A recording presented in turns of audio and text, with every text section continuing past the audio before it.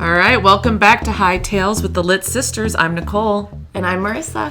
And we are on episode 4 of the book, A Court of Wings and Ruin, that is a part of the ACOWAR series. Wow, that was a tongue twister. Yeah. So as... Yeah. Yeah. I'm doing it now. Yeah.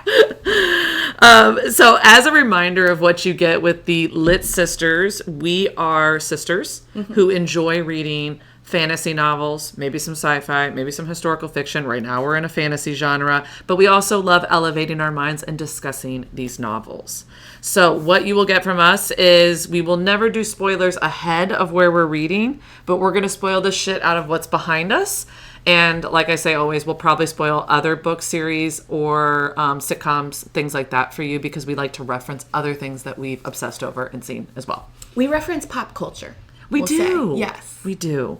Well, pop culture from when we were growing up, now we're too old. Hey, no, we're not ageist here, okay? We are elder millennials, and that's okay. Okay, you put elder in front of yours, but you don't need to put elder in front of mine. You are 3 years younger than me. It feels like a lot. Age range wise, you're still considered an elder millennial. No. I am the eldest. I'm definitely just a millennial. You are the youngest old millennial. No, I'm not an old millennial. I'm just a millennial. Guys, don't vote. Who's gonna tell her that she is an elder millennial? I'll give it to you though. I am the oldest of the oldest millennials. You're old AF. Totally. Yeah. Okay. So, what else do we enjoy doing is elevating our mind. We're going to have while we're talking about it. Our little moment here. And I do want to note that we live in Illinois where it is legal, so nobody get upset with us. I like how you waited to like the 9th episode to bring that up. Well, because the people that are into it, they're like, oh, these girls are cool. And now they know that we're not cool. Or we follow the laws. We've talked about this podcast with people that live around us, and they think it's a great idea. And then once you mention it to someone outside of our state, you're like, oh, yeah. Yep. I mentioned it to somebody from Wisconsin the other day. Yeah. Well, Wisconsin's even close, though.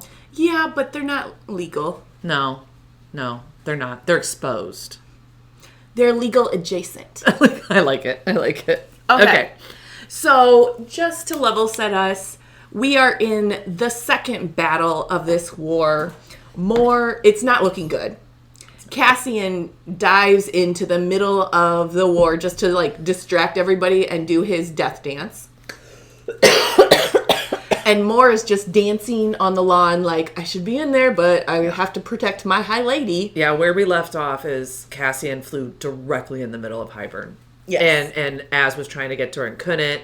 And Feyre convinces Moore, you should go help. And yes. I think you were describing it. She got there right in time to block from Az getting butchered, basically. Yeah. And so she definitely uses this as an opportunity to go find the Suriel. And so we're going to start at how she finds the Suriel. Yeah. But first, this is the last part of... I think it's both of our favorite book, right? Of the series, yes. Well, I think sometimes you go back and forth and thinking the Flames and Wings. What is it? Flames and Wings? What is it? Flames and... Silver Flames? Silver Flames. A Court of Silver Flames. No, I would still... Sorry. I would say Wings and Ruin is my favorite. Mm-hmm. I think after reading this through the second time for the podcast... Silver Flames might be my second instead of Mist and Fury. I don't know yet. I feel like I'm going to enjoy the second read of that book much more than I enjoyed the first. Yeah. So, tell me how you feel about it. What's coming up? This last part of the book. Holy hell. I think I say this every time. It's a lot. It's like everything changes. Everything changes. My opinions. Your perception changes. I will say... My perceptions don't change of characters in this part, actually. I think this part, I cried at least twice, maybe 3 times. I'm not a crier. I even cried twice in the reread of this book, and I knew it was coming. There's one part where I cried doing the notes to prepare for this podcast when I came to this part. So there's just, this is a very gut-wrenching part for me, and like, emotional to get through, but I'm like happy and proud in the end. Yeah. This is definitely like can't put it down. Yeah. War. And usually in books, I'm not really into like the politics and the war and stuff. Like I just skim over that because I'm like, where's the romance? Where's the love story? This book, I will say, I actually really enjoyed how she wrote about the war. Yeah.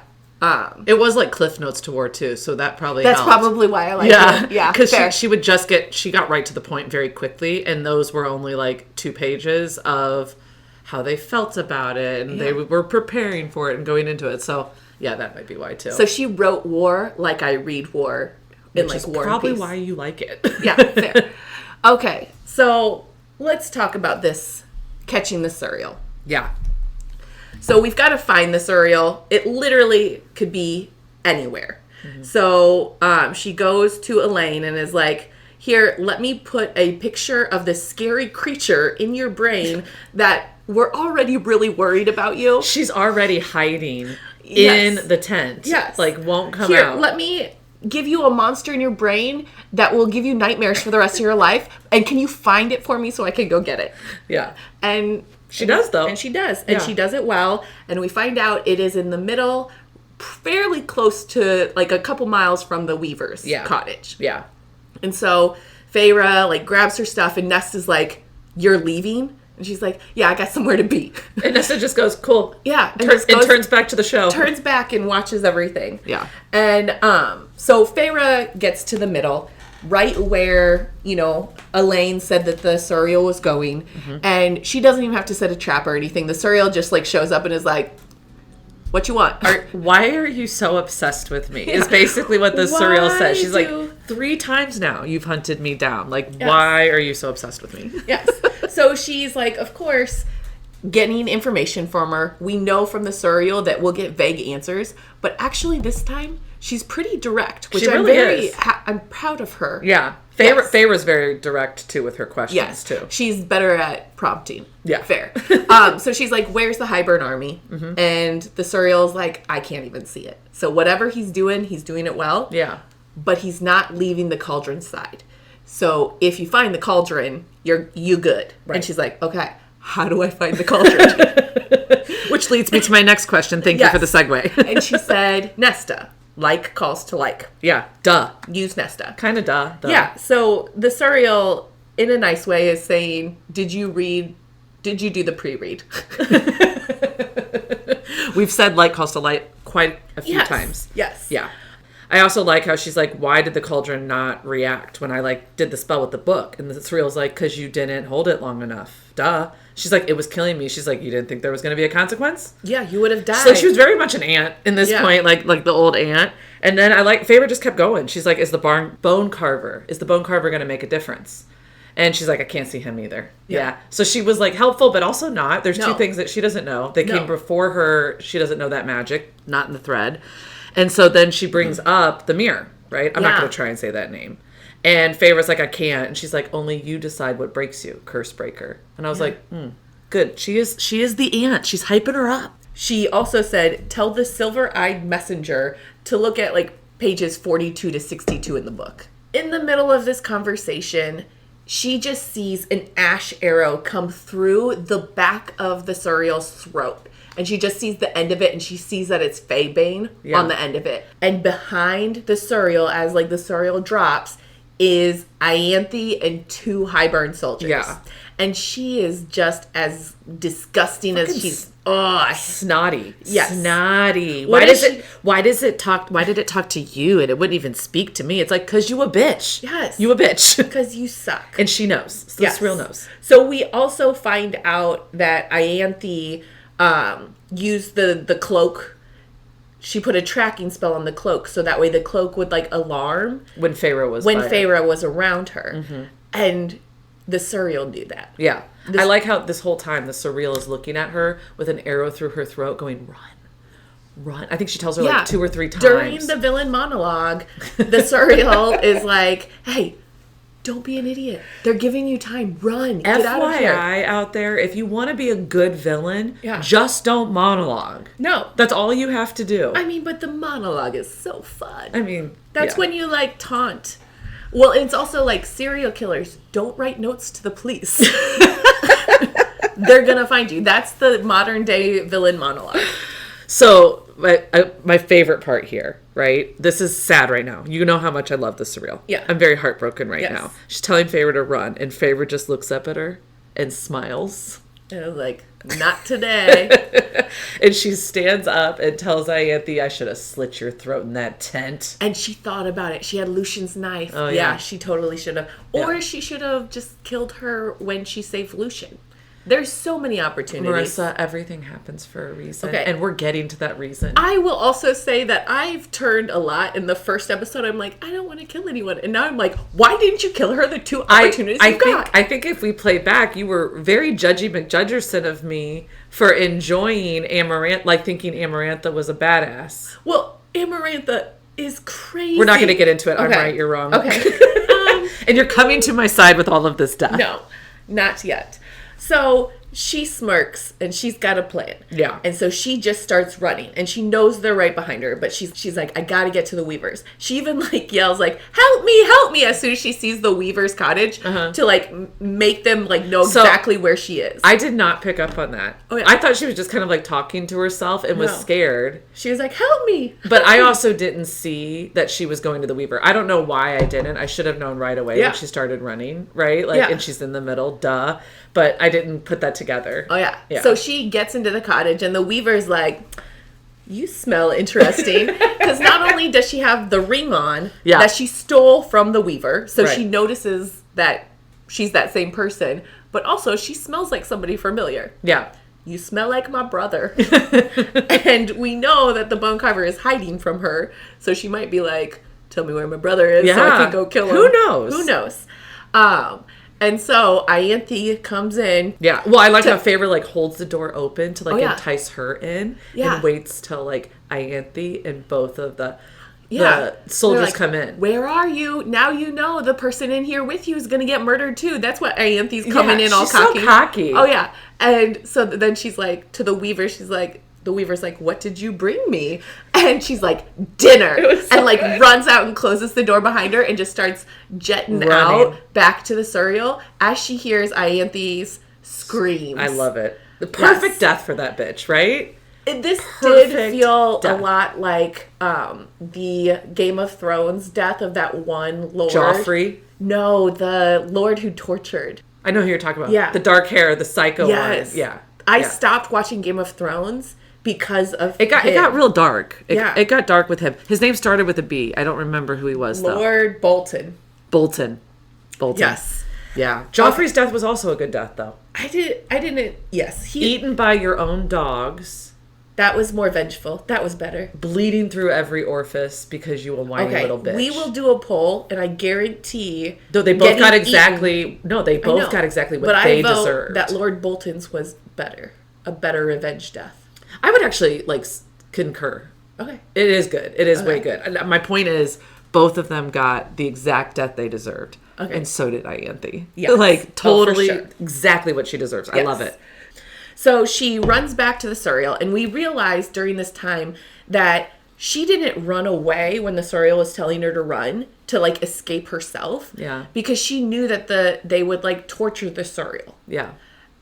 And she would definitely die. So she did that and lured them to the Weaver so she could come back and possibly save the Suriel or at least make sure she doesn't die like a tragic torture death. This was one of the times I cried. Well, of course, because you love the Suriel. I love this Suriel. Yeah. And I will say one thing that really touched my heart was when like Feyre's like holding her like the Suriel's hand as the Suriel's dying and the Suriel's like just stay with me. Yeah. And she's of course I will. But she's like, I realized that the Suriel talked to me because the Suriel is also a dreamer. Yeah. She Yeah. said she's a dreamer. I loved how the Suriel was like, I knew there was a tracker. Yeah. And Pharaoh was like, why? And she's like, because you were kind. I was like, oh, and you fought your fears. And she kept telling her again, stay with the High Lord. And she was like, yeah, you always told me that. And she goes, no. Stay with the High Lord and you'll see everything righted. You know, like she keeps giving her this advice. and to leave the world a better place than you found it. I mean, I was just like, I love you, Suriel. You're such a good girl. I love you. Or homie. You're the homie. You're a homie. And then she dies. Okay, don't be a... Okay, so Feyre sits there for a while holding her hand, and she feels a hand on her shoulder, and it's Hellion. And he's like, okay, time to go now. And she's like... I can't leave her. She also doesn't even... say like, how did you know I was here? That's true. Like, but they all can like winnow and stuff like that. So maybe she just chalked it up to magic. Whatever that is. But she's like, we need to bury her or something like that. And he's like, okay, yes, we will have this ceremony. And she's like, whoa, wait. You've got a snazzy cloak on. Can I borrow it? And he's like, yeah, sure. Like, oh, you must be cold. And she lays it over the dead Suriel. And says, okay, now you can light your cloak on fire. I picture Hellion. I picture Hellion like looking at her like, really? Yeah. Okay, I guess I'll... Fine. You didn't even ask. It was kind of cold, too, and now I don't have a cloak. Yeah. That was brand new. It's the first time I've worn it. He's got plenty of money. I know, but it was still rude. True. If you're going to burn up my coat, at least give me a warning. At least ask. Okay, so they go back to the battle and they see that they won, but barely. Cassian, when he dove into the center and stuff, he got really, really badly hurt. Moore is pissed because she's like, Feyre, you tricked me. She keeps just going, where were you? Where were you? And you can tell. And not only was Cassian hurt really bad, okay, he was cut from his navel to his sternum, and a healer was like working to save him as she walks in. Yeah. Like, he's not conscious at this point. Like, he might die when she walks into the tent. Winnows into the tent. Yeah. Reese is like, next time can you leave a note, please? I did like that. Maybe what Moore's trying to say is, you can go wherever you want, but maybe leave a note so we know. Pretty please. Pretty please. So Cassian finally gets to a place in his healing where he's actually conscious. He wakes up, yeah. And the first thing that everybody does is yell at him. Like, they light him up. Yeah. Reese is like, you defied a direct order. He's like, your order was shit. Yes. Which I also love that they can talk to each other. Like, yeah. Just going back. Reese even pulls I'm your high lord. And he's like, don't give me that self-righteous bullshit. I mean, he literally told him, like, you are allowed to be, wait, what did he say? So you're allowed to be mad about our choices to protect you, but we're not allowed to be furious at you for your self-sacrificing bullshit. Mm-hmm. Which, I mean, was spot on, in all honesty. I mean, fair. So it's funny how his reaction to Feyre about, like, sneaking off, like, lying to people and, like, putting herself in danger by herself was, can you leave a note? And with Cassian, he just, like, dying on the table, and he's like, you I mean, they're mom and dad. Yeah. Like, it's like, to my wife, it's one thing, and Cassian's like his kid, and he's like pissed at him. It's his brother. It's his little brother. So then Feyre leaves the tent, right? And Moore follows her, and they're pissed. They're going back and forth at each other, and Feyre kind of snaps at her and throws Az in her face. Yeah. Right? She's like, oh, I'm a liar? You lie every freaking day. Which is a low blow. It is a low blow. And they're both like, fine. And they storm off. And Amren walks up right after that. And Amren could tell. I mean, these people have known each other for multiple centuries at this point. Yeah. And she's like, listen, watch it, girl. Yeah. Watch how you poke her. That's a little too much. It was totally like sisters being like, okay. I hear you, but watch how much you poke her. Yeah. Wait till tomorrow to talk. You guys should just probably cool down. Anything you say to each other right now is not going to work. It's not going to. I feel like we've been in that situation before as three sisters. Oh, for sure. Where it's like, everybody please just go to bed. Yeah. And who plays the Amren? You. I know. Every time. Everybody. I don't know if you've ever been Feyre or Moore in that situation. I've had my moment. Okay. So Amren's got the book, and Feyre's like, okay, listen, the Suriel gave me a message. All right, it's what was it? Pages 2 and pentalonium. What does that even mean? I just in my head put 47 to 62. That's just what I put in my head. Why? Just because I can't understand what sections they were doing. So you just picked random. I just picked random stuff. I love that. Yes, how my brain just Why adjusts. didn't I do that? I just went page 2 and the appendix. Just the whole book. Everything but page 1. Skip page 1. This whole time you've only been looking at page 1. And I don't know why it's not working. No. So she gave her the message about the pages, but then was also like, hey, Nesta can track the cauldron for us. We need to like help her. What is it called? Scry? Scry. Yeah.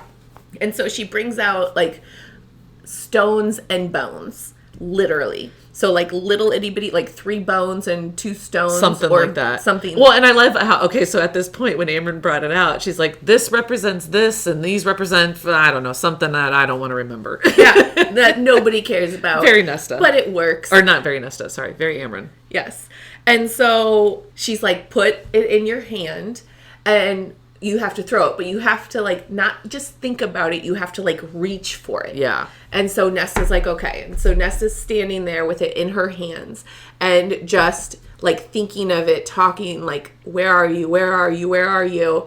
And just starts freezing. Like, and she is just... Doesn't she even like scream a little bit or whimper or something? She's like, she's frozen. Yeah. And Feyre's like, oh crud. And so Feyre actually goes into Nesta's brain, and it's so interesting. Can you say mind? Brain sounds way too technical. She goes in through the hippocampus. This isn't scientific. Okay. She goes in through that big tub 3 feet above your ass. Remember? I don't think it's a tub, but I know what you're talking about. No, it is. That lump. I think it's that lump. Yeah. That lump 3 feet above your ass.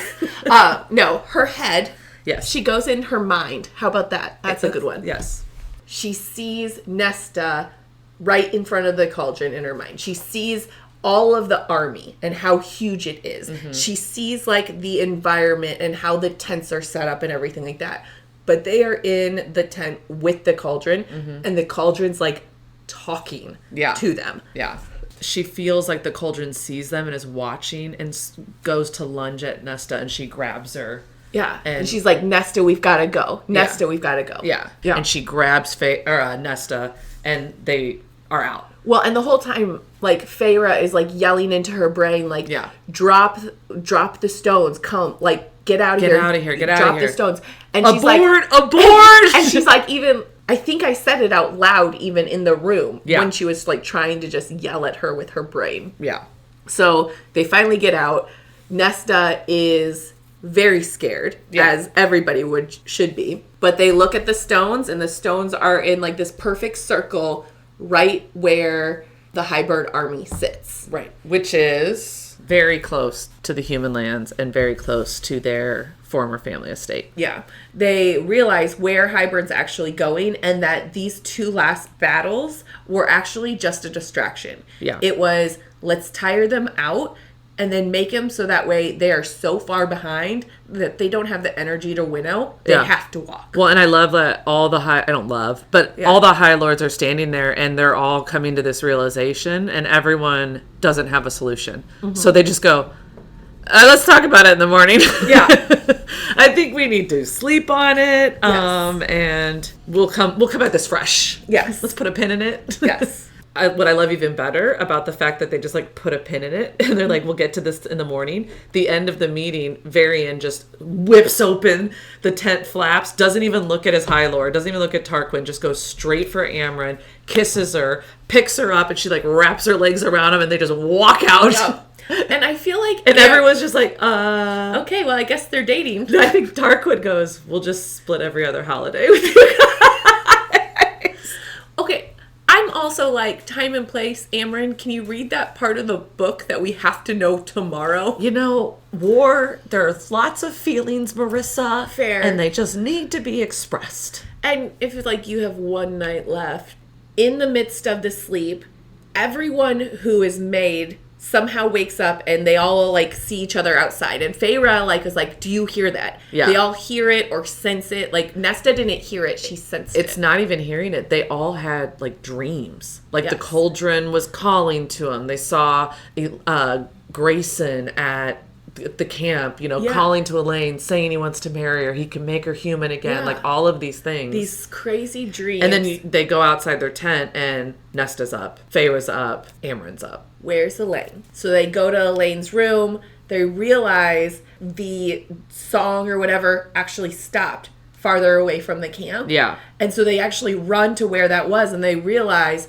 that that's how they lured her, and then they winnowed her away. Yeah. And Nesta is just devastated. Yeah. And Az is like, I'll go get her. And she's like, you'll die. There's no hope. Everybody's going to die if we even try. Yeah. She's already gone. We've lost her. She has a little bit of a point. He would die. But Yeah. But then Feyre is like, I'll go too. Yeah. I'm going with you. I'm going with you. So the plan is Feyre is actually, because we don't know that if the King of Hybern knows that Ianthe is dead. Right. Because it's just happened. It just happened. Yeah. So she actually doesn't put a glamour on to be Ianthe. She morphs. Shapeshifts, yeah. She uses Tamlin's power and shapeshifts into Ianthe. Yeah. They borrow some priestess robes to She takes Az's siphon, one of his siphons, and makes has a the crown. blacksmith make it into that crown that she always wore. Mm-hmm. And she's like, okay, let's go. So they winnow over there, and they know that there's wards everywhere. So she has to literally walk in. Right. And so she is like walking by the soldiers. And what Az is doing, which is you're getting to see his actual power more and how it's used. Which is really freaking cool. But he morphs into her shadow. Right. As Ianthe's shadow. And he would be in front of her and behind her as she's walking across the grass. He can bounce to any shadow. So at night, shadows are connecting. So he can kind of go wherever and hide in there. Yeah. So she's first test is, we don't know if they know Ianthe's dead or not. Yeah. So she's we're going to find out. If I walk in this gate, they're going to know that I'm fake. Yeah. So she walks through. She's acting all sultry, I guess is what you would say. Because that's Ianthe a hoe. And so she's got to, yeah. Yes. And so she sneaks in. She gets past the gate. She gets past everyone. But she doesn't know where the cauldron is. She doesn't know where the She doesn't really know where she's going. She doesn't know where Elaine would be. And they hear screaming. Yes. And so she's at first is is that Elaine? But she realizes it's not. It's just these poor children of the blessed. Break your heart. There's no wall. They're on a spit. Okay, but a human being tortured. Beaten, tortured. I think there's actually crows. She's laying out for the crows or something. No, 2 of them were just already dead. Ugh. And 1 wasn't yet. Ugh. Yeah. Just not good things in the future if we lose this war. Right. So we come up on Jurian. And Jurian actually gives Ianthe, quote unquote Ianthe, a little wink. He knows. He sees. And this goes back to it takes about 1 second for him to figure it out. He knows it's her. And he's like, okay. But Feyre also knows he knows. Right away she can tell. And she's like, where is she? Yeah. Where's Elaine? Yeah. And so he's like, okay, follow me. Ianthe has been all over me. Yeah. So, step it up. Play the game, girl. Yeah, play the game. Act like you love me. And very reluctantly, Feyre does so. As they're walking over to the tent, she says she wants to get the children of the blessed out too. And Jurian's like, you're not going to be able to. He can't carry all 3 of you. And she's like, let me figure it out. And Jurian's like, all right, I'll get her to where you're going. Yeah, meet me right here on the western edge of the whatever. Yeah, he very quick, I think they already know where they were going, the cliff and stuff like that. Yeah. But before that, though, he's like, let me see what that pretty little mouth can do. And then he's like, tell me you have to go pray to the cauldron first. Yeah. Woof. I meant woof as in that, not woof. I know what you meant woof for. I know what you meant. Woof. Okay. She finds out that Elaine is actually with the cauldron. Yeah. She goes up and to the guard, she's like, let me pray in front of the cauldron, please. And the guards are rolling their eyes oh, this broad again. So she goes into the tent and starts doing a prayer, she's mimicking. That she's heard Ianthe say, yes, yeah. And she's saying it very loud and distract. While Az actually comes from the shadow, and sees Elaine, and puts a jacket over her and tries to get Well, and she was like, you came for me? I thought that was really sweet. And he's like, of course, man. Also, I forgot about Az is the one who said, what about Elaine? Like, they were all like, oh, we're all out here. Maid calls to maid. Wow. There's another person that's maid. And he's like, what about Elaine? And they're all like, oh, what about Elaine? It's like, Kevin! Yeah. So Az has got her back. Yes. They're running out of time. Az cannot get these, like, shackles It's those same of her. shackles that Reese had that, like, nullify your power and stuff, right? The high No, shackles. I think they're just, like... You telling me Az couldn't break? No, they were, like, magic bonds. Spelled. Bonds. You're right. You're right. Yeah. Az is just like, okay, we've just got to go. And so he, like, puts her, like, this is, like, how I picture it. He puts her arms, like, that are together around, so she's, like, hugging You guys can't see, but Marisa just put her bound hands over my neck. I'm hugging. And picks her up. And he picks her up, and he's like, let's go. And they just, like, blast out of the back, and they're just running. And, well, now all of them are shadows. Like, he was able to take... It's like, wait... If you guys are all in the shadows now, he's hiding you that way. Why couldn't you and Feyre just have done that to begin with? Anyways. Yes. So they are glamored shadows, like invisible. They start hearing like dogs barking. And they're like, oh crap. They look behind them and over to the side. They don't know where they are. But the dogs can smell them. Yeah. So they're narrowing in, and these are like Naga-like dogs, but very different. Very scary. Yes. Very scary. They're trained to smell for them, right? And as this is all going on, the sun is starting to rise. As the intensity is building. Shadows.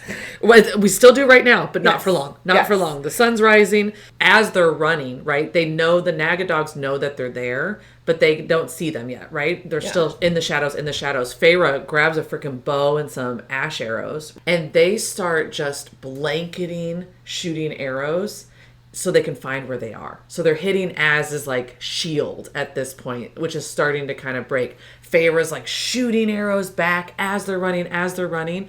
They go to grab the girl, and I love how Elaine's like, put your arms out if you don't want to die. Yes. Do that. Like, she was, like, yelling at her because the girl was, like, petrified. So it's kind of funny that the, like, rose petal, meek girl is yelling. Is now like, do you want to live? Yeah. Get up here. And so as they're running, Feyre's behind them, and Az is up. He's like, you're going to have to do it. You can do it. You can fly. And he goes, and one of the Naga grabs onto him while he's in the air and kind of scrapes all the way down his back and all the way on his wings, right? And it's the other one's holding on. And I love, again, Elaine kicks the shit out of the Naga dog. Yeah. So that it falls into the ravine. Like, she, like, punches it and she kicks it off of Az. So she's falling behind, and the King of Highborn, she doesn't have a shield anymore, right? Yeah. The King of Highborn is just strolling along, walking behind him like a psychopath, and shoots her in the arm with one of the ash arrows. So she falls, which gives the Naga dogs time to, like, catch up. They are on her. So, who comes out but Tamlin? And so he comes out in beast form. Yeah. And just starts making ribbons out of Naga-like creatures. Yeah. And this actually shocks the king. So this is the first time Tamlin comes out as like, okay, double agent. He ain't working with me. Yeah, he's a double agent. I still think in the back of the King of Highborn's mind, he's probably thinking he just didn't want to kill. Yeah. He didn't want me to kill his woman. His property, as King of Highborn would think. Property. So the King of Highborn's pissed. Mm-hmm. Feyre is like running, like tries to like grow her wings while she has an ash arrow in the back shoulder, which you need to like actually fly. Yeah. An arrow. It's a little important. An ash arrow. And she's like, I'm screwed. But she thinks of the Nephel theory, the Nephel philosophy, and she's like, I got this. And so she is going, and she jumps off the cliff, and she's like, no, I don't got this. And she feels like a breeze of summer air. Spring. And of spring air. And it lifts her up in their wings, and she's able to start flapping, and she's going. And she realized Tamlin just saved her twice. Once from the Naga-like creatures, and once with his air. Yeah. And right now, he is like getting walked up on by the King of Highborn. Yeah. So he's screwed.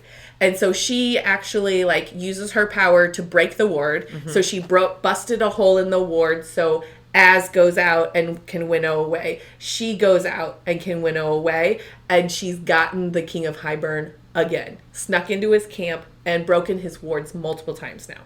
And not only that, though, Tamlin was running in the Naga and fighting them all off. And then he took, she said, the biggest leap she's ever seen someone take. Yeah. He went through the ward and winnowed away right away. Yes. So at least Tamlin got out. Yes. Yeah. So Az, like, gets them winnowed, and Az has, like, shreds. Yeah. On his... Like, she doesn't know how he was able to even fly. Yes. Yeah. But he was. But holding 2 people. Yes. As well. So he winnows. The closest he can get them is, like, right outside the camp. They all plop down, and everybody's like, holy cow. Yeah. What just happened? I love that Nesta was right on Feyre and hugged her and was crying and saying, thank you. Thank you. Yes. And then the next thing she felt was Elaine, and she said Elaine hugged her, like, super strong. Yes. And that she doesn't really remember anything else. Feyre doesn't really remember anything else, but she does remember laying on this big bearskin rug, and Nesta and Elaine both cuddle in with her, and they just slept together. And it's like in that little house, but instead of like kicking each other, like, why are you touching me? They're all like, it is kind of the transition of sisters, right? Yes. You go to where you like resent each other a little bit, it's and like, then stop borrowing my clothes and throwing them on the floor. There are sometimes you just need your sisters. Yes. Yes. Like Rhys, it was like he ushered everybody out of the tent because you don't need your husband right now. You need your sisters. Yes. You know. Oh, so that was a lot. That was a lot. But Elaine is safe. Elaine is safe. Tamlin is on their side. Ish, maybe. We don't know. No, he definitely. I mean, he doesn't want Feyre to die. We know that. Az is fine, but healing very, very slowly, right? He doesn't get to battle anytime soon. And like, he's not going to be happy about that. We're obviously right in the middle of a war right now, right? It's a 3-game series, and he's out. He's out for the 3rd game. It's not. It's not looking good. And then Mor and Feyre. Oh, yes. So Mor walked in right when Az and Feyre winnowed away to go do this, right? And the last thing they said to each other wasn't very nice at all. So they do the best friend thing, and they're like, I'm sorry. No, I'm sorry. I said some really shitty things. Yeah. I did too. Like, we both said shitty things, but what I said was shittier. Like, they very much make up, and then Mor tells her, you were right, though. Yeah. Like, I don't love Az. And she's like, I love him like a friend. Yeah. I love him like my brother. Yeah, I was going to say more than a friend. Like, he's family. He's family, but not like that. No. And the reason is... she's gay. I like the ladies. Yeah. She's like, I think she's bisexual, right? But she says she prefers females. She says, sometimes I want to get some, but most of the time I just want some. Pretty sure that's not what she said. That's what I heard, because I just skimmed over it because I was no. But she tells her she picked Cassian because she knew it wouldn't mean anything to him, and it meant she could be free. Yeah. Because it wouldn't matter if she likes females, she has to carry on her father's name. Yeah. So she knew in the Night Court it doesn't matter. She's gonna have to be miserable. Yeah. We also find out that she actually one of the mortal queens, which was the golden queen that helped them's great ancestor. Yeah. But that was the first person that she actually actualized her feelings. That story. Well, one, she was inspired by Neffel. Yes. You love you some Neffel. I you love that Neffel. And that's why. Because Neffel's has got a grit. lover. Yeah. But I love how their whole... that could be a whole book in itself. Oh, a novella, Sarah J. Maas. We want a Mor and I don't know, Aphrodite or something like that. We want their love story after the war. Yeah. Because after the war, she's like, she's human, she's a queen, she has responsibilities. So Mor leaves, and then the wall goes up. And by the time she found a hole back through the wall, she was a queen. She was married. She had a baby, kids. And she was pregnant. Yeah. And I love how Mor's like, she had 5 more children or something like that. She lived a happy life. But yes. So now we know why Mor always feels so guilty, but she like loves him like a brother. Yeah. It's never going to happen. It's never going to happen. No. And why she looked so miserable after she had relations with one of the hottest men in the Helion. You keep calling him Helion. Because I don't know how to say his name. I think it's Helion. Helion. Helion. I think I say it right, and then I question myself. So I just say Helion. It's funnier that way. Okay. They know where the King of Hybern's going. They know where the battlefield will be. They're starting to actually work through, like, legitimate war strategy. Right. Like, we there's too big of a river there. You can't get our army that size through. We have to go around. Yes. They know they're at a disadvantage, right? And they're basically like, we got to do what we got to do. Yeah. So I guess we're all dying together. We can't not go save the humans. I think it was Reese who was like, we have a chance right now to decide. The wall is down at this point. So what is the new world with humans and Fae together? What is it going to look like? We're writing it right now. We have to go save them. Yes. And I think it's Hellion was like, guess we're all going to just die together. Yep. Hands in, guys. Boom. Yeah. Well, and then they start talking about, well, where are we going to save all these humans and winnow them to? Well, no, they were like, we're not going to get to all of them in time. No. Because we have to go the long way around. Yes. So what are we going to do? And so anybody that could muster power Could winnow at all. did, and winnowed everybody, all the humans in the pathway. We can't do anything about the other people, unfortunately, but at least in the pathway. Right. And again, the High Lord of the Summer Court, good old Tarquin, says they can stay with me. Bring them on over. Yes. Which, like, he's the only one that's ever talked about how he thinks lesser Fae and high Fae should be treated equal and stuff. So he's always been like this. That's actually really true. I didn't put that together either. He had the harebrained idea, right? Yeah. And so he accepts. And honestly, when he accepted Tamlin's people, remember he said, whether you're working with Hybern or not, it's not your people's fault. Yeah. So I got him. Yeah. Which I loved that. That was a little nice. That was a nice guy dig. Yes. I like that. They finish winnowing, everybody's exhausted. And Feyre is like, hold on, I gotta do something. And she winnows to the Court of Nightmares. And she goes and she's like, we need the bone carver. Yeah, she's like, I gotta get the mirror. And she goes in front of that mirror. She looks at it, and when she first looks at it, she's like, nothing's in there.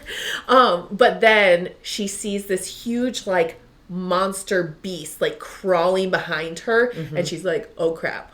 I'm about to die. She's like, this is guarding the mirror, right? Yeah. This is my battle or something like that. Yes, this is what drives people crazy. Yeah. But she doesn't stop. She just keeps staring it down and staring it down. And she realizes during this time that she's actually looking at her inner self. Right.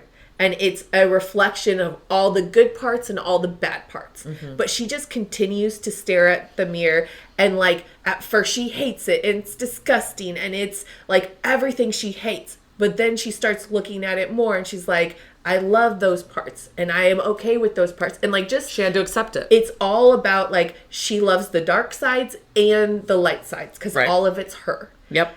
And then she has the mirror.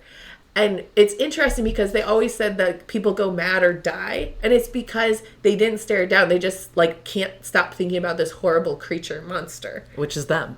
Which is them. And it just chases them in every meal. Even if they realize it's them, they can't accept that. Yeah. So getting through it. Yeah. So basically, people, go to therapy. Yes. The mirror, your stuff. the mirror equaled about 15 years of therapy. Like, really working on yourself, right? Shadow work. She just did it just by... Actually, I kind of want the mirror. So that way everybody has access to therapy. So everyone has a mirror. Yes. Everybody deserves a mirror. So she's at the prison. She goes to the bone carver. And she's like, snap, I did it. And the mirror shows. And he's like, okay. Be my pleasure to throw down with you. Let's go. And she's like, that's it? And he's like... Yeah, I just wanted to see if you were worthy. No, he literally goes, I have little need for that thing. I just wanted to see if you were worth helping. And she's like, you wanted to see if I was worth helping? He's like, I did. Yeah. And you are. So let's go. Yeah. Just like, you little shit. Trust me. I am worthy. A little shit. So he morphs into, just like Amryn told, her how to, he morphs into what is actually Illyrian... Like soldier. Yeah. Like a very attractive... I don't know if very attractive was used to describe him. But that's obviously what Marisa saw, you guys. I mean, why would you... You are okay with death now. You're talking about the sex scenes. This is getting weird. You are changing as a person. I'm growing. I love it. Well... I'm going to get her to read smut for our next series, guys. No, we're not.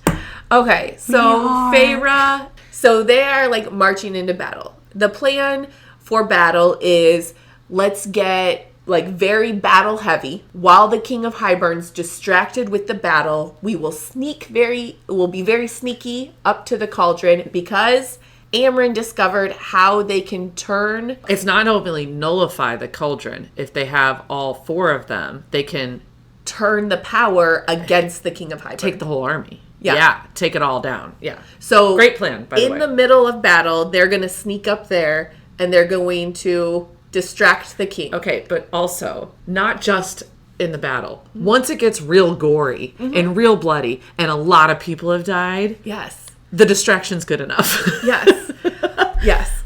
So they're getting ready, right, during the march. Elaine is very uncomfortable with the fact that, like, Nesta and Feyre are wearing... Get over it, Elaine, I did. Pants. So scandalous. They hug your bootay and your legs. You have legs under there? Oh, no. I love how she ends up wearing, like, winter court fashion, because it's a little less revealing, apparently. Modest. But they're in summer and in furs and stuff like that. She is afraid. Cassian tries to give her a sword of some sort, a dagger, and she's like... No, I think they say her face goes pale. Yeah. And then out of nowhere, Az is like, do you want a truth teller? This has never steered me wrong. It has magic in it. It will reach its target, and I would like you to have it. And Feyre, like, in her brain is, like, thinks to herself, like, I wonder if he's ever let anybody touch truth teller before. And Rhys is like, no. Yeah, Rhys just jumps into her brain like, I heard you. Never. Never happened. He's never let anyone even touch it, let alone take it. I feel like whenever he does that, I mentally, for her, like, check your shields. He does it a lot to her. He does. So she's not very diligent with her shields. I mean, she's only been at Diamante for, like, a couple months. Fair. Fair. I forget that it's only been, like, she's still 20. This series started 3 books ago. She was 19. Now she's 20. So they're really about to go into battle. And I think everyone has this realization, this might be the last time they're all standing here. Which is so tragic. Anything. Yeah. And they're calling for Rhys's pep talk here. I thought this was like a really good, beautiful speech with everything he said to each person. So Rhys starts to go around the room and he's like, Cassian, I wouldn't have known the depths of strength and resilience and honor and loyalty, which is all Cassian. It's probably, you just basically described the best person ever because I'm a big Cassian fan. I feel like even with Rhys, you're like, oh yeah, Rhys is, but Cassian, you've always been like, you're a Cassian. You know why? Because he's funny. He's funny and he's like... Real. He is just very unapologetically himself. And he's also a little bit of a bad boy. He's a little bit... I mean, he's a war god. Yeah. It's a symphony. I'm with Nesta a little bit there. It's a little hot. It's a little hot. It's almost when you realized Rhys was like a... like hidden romantic, you're like, nah, never mind. Why'd you go and ruin it? And then that's when I was like, ooh. You're who I thought Tamlin was. The old switcheroo. So then he goes to Az and he's like, I would not have known what it was. Oh, family is what you make of it, not what you're born with. And what it means to find true hope when a world gives you just despair. Aww. I was like, oh. That's so Az. It is, but it's so perfect, right? It's the words he needs to hear to go do what he's about to do. Those were the words Cassian needed to hear to go do what he was going to do. With Moore, he said, never learned, light can be found even in the darkest hells, and that kindness can thrive amongst cruelty. Exactly what she needs to hear. Well, and we've always described her as she is like extraordinarily peppy for the trauma she has gone through. Oh my God. Yes. So much trauma. Yes. Right? We find out more and more all the time. Amren, I loved how he like cracked a joke about her being a fire drake and everyone like laughs and then just said, my own power would have consumed me long ago if I never knew you. Like, you're more powerful. You're better. You're the reason I am not a villain. Yeah. Not what everyone thought I was. Yeah. Feyre, I loved how theirs was just mind to mind. Mm-hmm. He was just like, and my mate. And then he basically just told her, like, I just heard I would walk 500 miles and I would walk 500 more. Because he's like, I would have waited 500 years, 1,000 years, even if it just meant we had this small amount of time. Right. Which, when you look back, it's so tragic because they've really only had a year. No, because they've only like been living at the same place for like a couple months. I mean, it's more than a couple of months. But they've known each other for a year. They haven't even been dating a year yet. I mean, she was engaged to somebody like halfway through that year that they knew each other. True story. Scandalous. So they've like been dating for 4 months. Pretty much. You found the love of your life, and now you're going into battle. And by the way, you've only had 4 months training for this battle. That's true. And she mastered all of her powers, and she was a spy, and she was... Jeez, this badass. is like a high bar. So Yeah. any 20-something-year-old that's reading this, Okay. you're not going to have... You're going to be fine. So exactly what you just said. Very high bar. He ends this speech looking at Elaine and Nesta and is basically like, I don't really know you. You guys might be worth something. Maybe you prove it today. Maybe you step the F up. I'm looking at you, Nesta. It was like these beautiful, gorgeous things about all these people he knows. And then maybe you guys will prove yourself. Maybe you'll be cool. Maybe you won't. I don't know. We'll see at the end of this. Probably not, because I'm going to probably die. We're all probably going to die. So good luck. Handshake. Yeah. See you later. Okay. The battle begins. Everybody, like, have their shields up. They're all in their lines. The Illyrian are, like, in their squadrons in the sky. Mm-hmm. You see across, Highburn has flying people also. They have, like, all of their army. Everybody's in the gray with the, like, bone stitching is what they always call it. But they have all the adders or the flying ones there. Yes. So those, like, monster-y looking things. Yes. And, war begins. And it's like, pew! And then the other side goes, pew! And it's just like, they're just trying to use magic to, like, break the shields. Yeah. And the shields are I don't even know if you see the pews. I think it's all, like, mind stuff. Like you can't even see it. And that's why Amren's like, I forgot how boring this shit was at the beginning. This is so boring. And then it gets really overwhelming. So I think your pews were more exciting than it would be to watch the beginning of this war. Yes, fair. And so Feyre looks over at Rhys and is like, hey, I never gave you a mating present. Hey, hot stuff. She's like, do you want it? Click. And it's the bone carver. And he's like, oh, you looked at the mirror? But also, that's a really weird first present to give somebody is like, for a war, I'm giving you death. Like, to symbolize our eternity together, I'm giving you a death god. A death god. Yes. I think it's so sweet. I hope it's not foreshadowing. I mean... Well, the Braxis is also out there, so there is shadowing. Yes. And so then Rhys looks over at her and, like, winks and is like, hey, babe. I got something for I you, got you a mating present, too. And he snaps his finger, and the Weaver gets up. Yeah. And she actually, like, gives her twin brother, a little bow. And he, like, looks shocked, like, oh, shoot, are you going to kill me or the army? You know what I just saw? Well, he kind of smiled right after that, right? I just saw, like, you ready to fuck shit up? Yeah. Like, she's I got you. You ready? Let's do this. And so, turns out Rhys had made a deal with Striga, is the Weaver's name, and that's why Hellion was in the woods that day. Yeah, he had to send Hellion to do it for him. Yes, because he was, She didn't even question why he was there, but there's your answer. There's your answer. The battle begins. And those three are tearing shit up. They're tearing shit up. And then you just hear... And boom, all of a sudden... From the north, you see Baron and all of Lucian's brothers come. You see Tamlin and his little itty-bitty army. You see Jurian, and he's leading a mortal army, and you see Grayson's crest. Yeah. So you know that it's like Grayson's army, Yeah. and maybe even Grayson's there. That was pretty badass. I loved that. I loved also how Eris winnows down and is like, Tamlin had to grab my dad by his neck. It was awesome.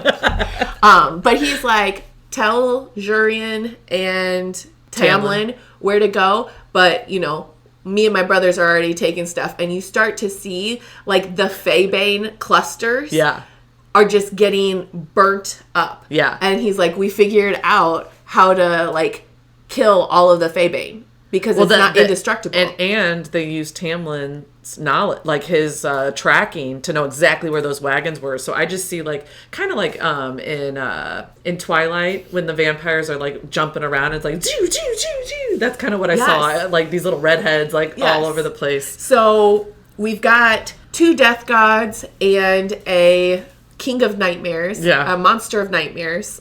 And we have all of the Faebane that's been hitting our shields and going through being taken care of, destroyed. So we have a whole other army coming, and it's like, yes, this is looking pretty good. We're still small, but we're mighty. But we are mighty. And that's when Reese is like, hey, follow the Weaver. She's making a path all the way to the cauldron. And so Striga is just creating it. And so they become invisible. Like Feyre makes them invisible, and all 4 of them start going. But can you describe this path, Marisa? Because how did you feel reading about how she was leaving bones and guts and... Yeah, that was my skim. That was my, like, I literally just pictured in my mind her, like... And there's just a path behind her. I just didn't even look at what happened. You know, whenever I know she's supposed to be beautiful, right? Because she eats the beauty and stuff like that. I do not picture her. You know what I picture? What? Like when she's in war mode. Remember in Roger Rabbit when Jessica Rabbit like got hit or whatever? Like he thought it was Jessica Rabbit. And she turns around and she's like, yes, I could see that. With the hair all crazy and the boobs are going side to side and the teeth. So, and war, when she turns around and smiles, just so that, like, that's what I picture when she's, like, carving a path. Yes. So she is carving a path, and they are invisible behind her, like, walking through the middle of this huge war. Yeah. Like, bloodshed everywhere. Tiptoe, yes. tiptoe. Her sisters are not doing great with this. Like, no. they're starting to slow them down a bit. You thought war was hard on Feyre. Yeah. Imagine Elaine. Elaine is struggling. Elaine is doing what she's wishing she could do what I did and skim the bloody part. And so Nesta all of a sudden like leans over and just starts puking. She's seizing. Like she's just not handling being in battle, this close to battle, very well. And she looks up and she's like, this isn't right. And she just starts screaming, Cassian, Cassian. Cassian is in the middle of this battle. And he all of a sudden juts to her. And she's like leaned over, puking. He's jutting towards her. And all of a sudden, everybody feels it. It's a boom. The cauldron was used. Mm-hmm. And where he was just flying and leading his legion of 1,000 Illyrians it's ashes. Right. Ashes are falling down. Well, and the Adder Legion knew, right? The sound boomed. They fell to the ground. Yeah. And the Illyrians were just like obliterated. Yes. And then the cauldron fills up again. Cassian gets down on the floor and is like, what? What's wrong? What's wrong?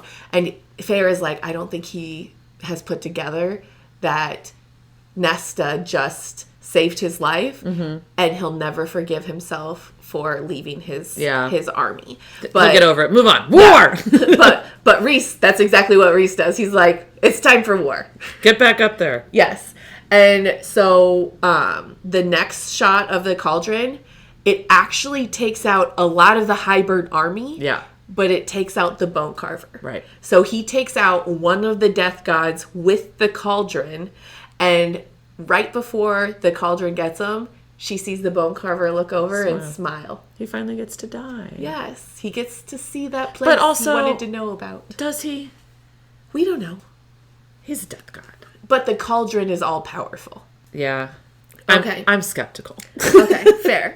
It's a hot mess. The plan is going awry. We are getting murdered. Yeah. And Feyre's like, can just you and me do this?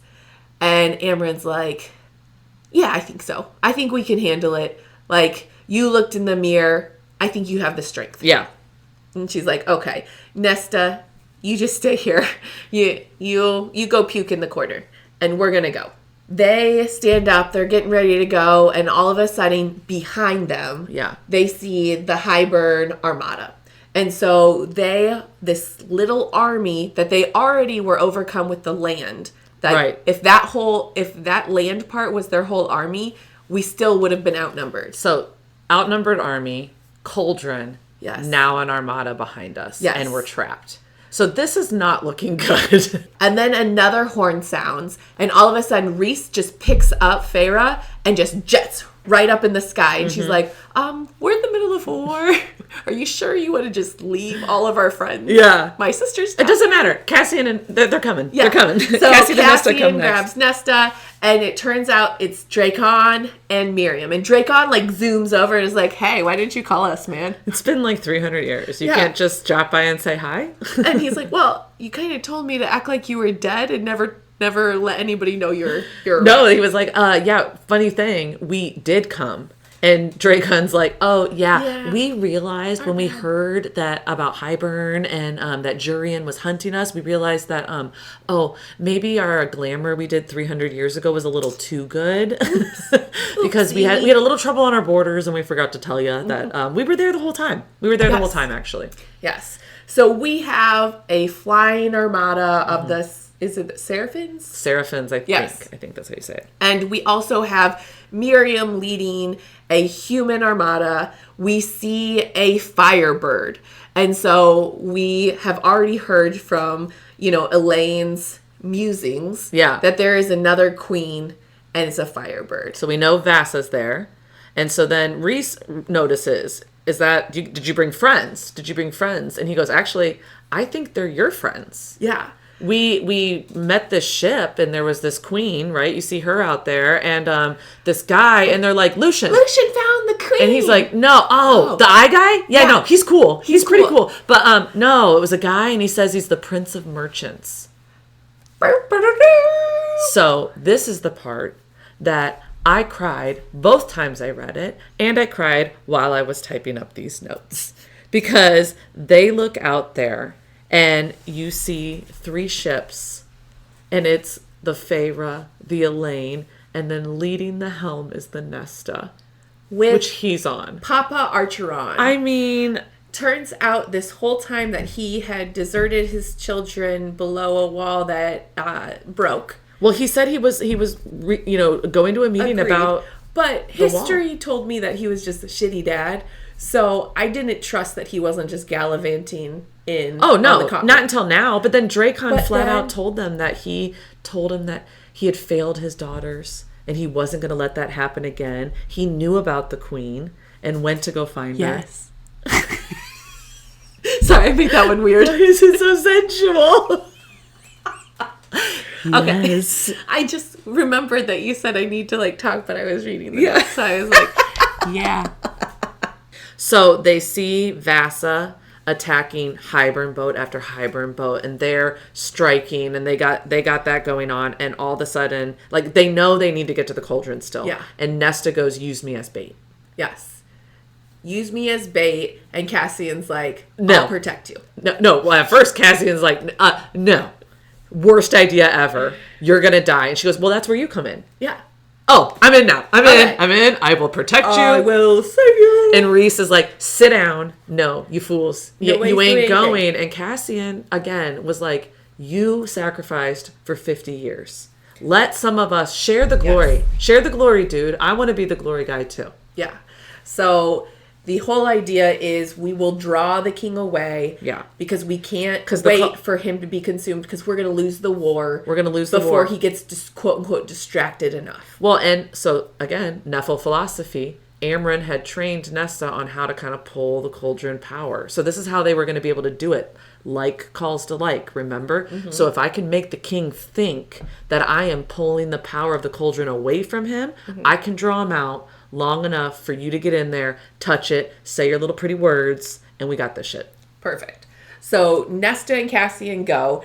Amren and Feyre are like, okay, enough playing around. They start running. And they're going through invisibly through where Striga already blazed the path. Yeah. And they get up to this area and Striga is just still sitting there. She waited for them because she's like, these guys are falling behind. I thought that was so hilarious. And she's just like, all right. Come on, man. I was promised killing. All right, you ready? And cracks her knuckles. Yes. Jumps in. And so Striga, kills the guards that are right there. And what they notice is they're like, again, invisible, and they're just kind of hiding, crouched, waiting for a path through. And behind them, they hear some stomps, and Amren's just like, shh, shh.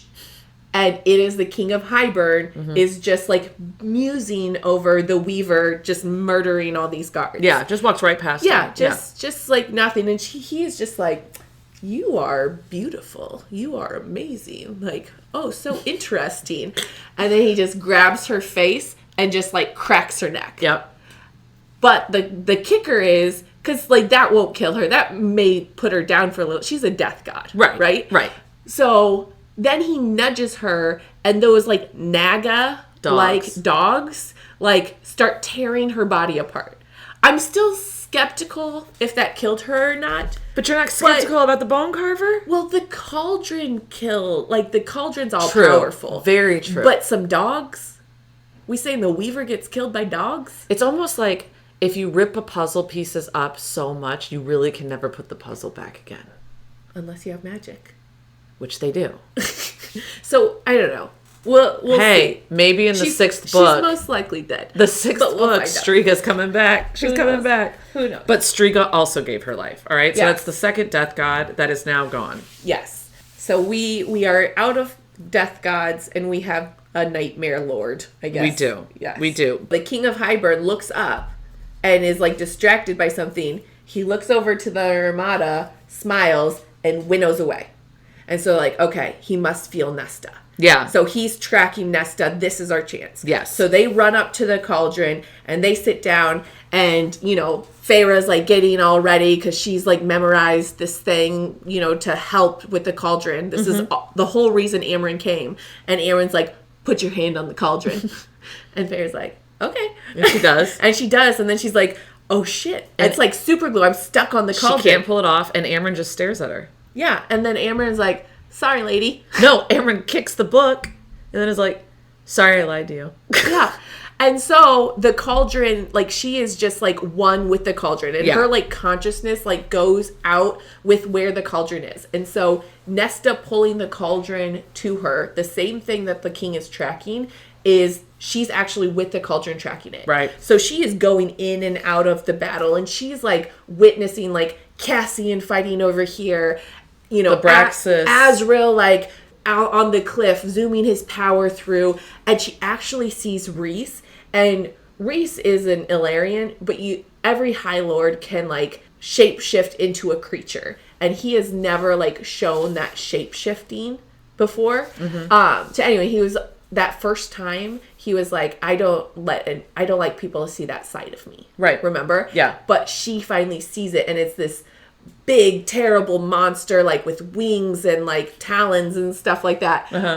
And she does describe it very like you talked about earlier about the irony that she does, like the beautiful like brutal like like that's how it describes. Well, and so then at the same time she sees Hellion doing the same thing, and the contrast of the night and the day. Like he was his exact opposite. She also described his shape-shifting form. Very similar, right? So just lots of power, but like scary, you know, and like you admire it, but it's also like but we are not looking great. Even with all like the surprise guests, you can tell we're losing. We're losing. Yeah. We're still losing. And so her consciousness gets pulled again and finally gets to the little area of where Nesta is, and Cassian's hiding behind her. Right. And she sees that Nesta, the whole point is Nesta is just waiting for the king to winnow in. And so she's just building her power and like trying to pull the cauldron's power. So as soon as he comes, she can just zap him. Right. And then, you know. Good plan. It's not a bad plan. Awesome plan. Yeah. And so the king winnows in, and right in front of him with a knife to his throat is Papa Arturin. Yeah. Damn. Yeah. That's a better plan. That's a better plan. And so now we know why the king like looked over to the Armada and like smiled, because he saw Nesta's dad. Yeah. On the ship. Yeah. Which always one step ahead. But how does the King of Hybern know so much about human like people? He also is like the whole series so far. He just randomly busts out knowledge that he knows everything. I think honestly, it has to all be the cauldron. I feel like the cauldron just gives him like a mirror to the world where I don't know, Snow White, right? He does a lot of like spells, so I wonder if like he's doing spells and stuff too. Oh yeah, for sure. But it's anyway, all-knowing. He knows exactly where to hit Nesta right now. Right. And so she's just paused. Like her like power just dissipates a little bit because she's just frozen. She's frozen. And I love how her dad right away is just like, I love you so much. I'm so sorry for the way, like he just kept apologizing. Everything like he knew. that she's needed to hear for the last 10 years. Yeah. So the king's like, you gonna give me back what you took? And she's like, yes, I'll give you anything. Anything you want. Anything you want. Even if I have to rip it from you, she's like, yes. Yes. And snaps her dad's neck. So it wasn't a bargain to save her dad. He was just being a jerk. He's just a dick. He's just a jerk. Like, what a dick move. Yes. I feel like that goes against the rules of war. Yes. So then, right as I think the King Highburn knew that this was going to happen, Nesta's power, like, flakes out completely. Like, she was already frozen, but now it's just, like, dissipated. Yeah, she's frozen. And Cassian just, like, jumps in front and just starts doing, like, sword, like, his death dance. And it's just yelling, Nesta, run! Nesta, run! Nesta is not running. Also, the description of him fighting the king, I saw Cassian, like, Death Lord, like, war god! And the king just being like, bloop, bloop, bloop, bloop, bloop, bloop, like, barely moving. Yeah, and so Cassian's, like, getting a hit here, hit there, crunch here, and he's just like fighting. It's like, run, Nesta, run! Yeah. And she slowly walks over to her dad. Very, very slowly. Yeah. She looks at him for a little bit. Feel that way reading. She like closes his eyes. Meanwhile, Cassian's like, that's one wing, that's another wing. Like, poor Cassian. Murder. She leans over and kisses him on the forehead. And it's like, now Cassian's on the ground, like, about to die. Yeah. And she, like, looks up and she blasts the king with, like, everything she has. But right as it's about to get to the king winnows away. Right. And so it basically just leaves a bunch of ash for where the trees were behind him. And Cassian is just laying on the ground, almost dead. She runs over to him and grabs his sword. Yeah. And like stands in front of him and protects him. Now the way you described it, I'm like, maybe you could have sped up at the beginning and really caught the king off guard. But yeah, she goes to protect him with a sword, and remember, like, she's not even strong enough to like hold it up. Yes. And her power is dead. She's holding up this sword. Like, the king Cassian's still telling her to go. So she finally gets enough power to just blast him a little bit as she's like about to like lose the sword work that she can barely lift the sword with. Yeah.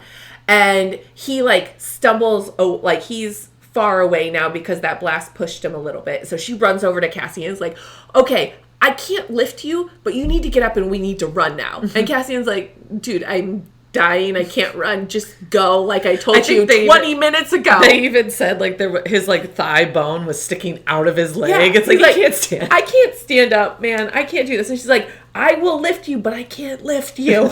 And so then the king like catches up to them again after that blast, and he goes to kill them. And it's just those two, and she's like, I'm not leaving you. And they, like, look at each other, and he like, has, like, the sweetest message for her. It's like, you know, I'll meet you in the next world. I wish we'll find each other in the next world. We will find each other. Like, just, like, opening up the vulnerability floodgates. Yes. And all of a sudden, behind the king, there is, like, a... and you see Truth Teller coming through the neck, which I think is very interesting that he got murdered very similarly to the Suriel. Ooh. Behind the neck. Yeah. I don't want to make that connection, but if it's a good reason, yeah, I can make that connection. But it's little, skinny, delicate Elaine just like put the knife right through the back of his neck. She goes, don't touch my sister. And then Nesta gets up and uses Truth Teller to decapitate his head off of his body. Yeah. And just, like, stands up and, like, looks at the bloody head. Like, and just stares down the King of Highburn. I just saw it Wednesday Addams. Like, yeah. Look. Just, like, her deadpan face. And it was almost like I pointed at you when I went in the cauldron, remember? Remember? This is what happens. I make do on my word.